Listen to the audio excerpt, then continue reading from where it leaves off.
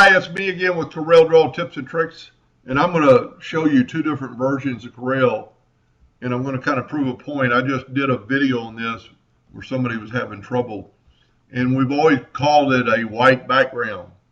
Well, this isn't a white background, it's a black background, because if we move the black, we get the white still. The white is on top of the black.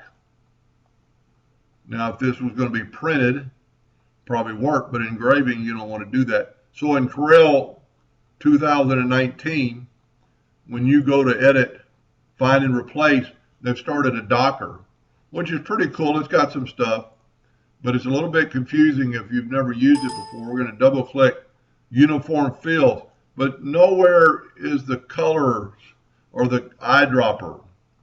Well, to get that, you have to double click on the text to bring up this dialog, and then you can go to this color and get your eyedropper tool and pick that white and then say OK and then find all, and then I'm going to hit the delete button.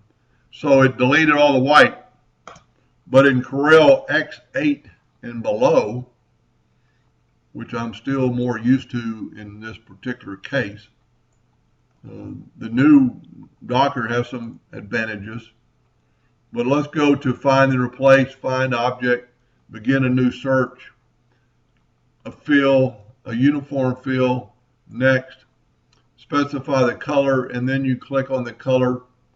Of course, it's a RGB. I'm using somebody else's Corel, and then grab the white. The next is hidden, finish, find all, and then you can hit that out and hit delete, and you get the same thing. So it's not that the black or the white is in the background, the white is on top of the black. And I made two videos on how to get rid of that are just right before this one. Anyway, I hope that helped a little bit. Thank you for watching.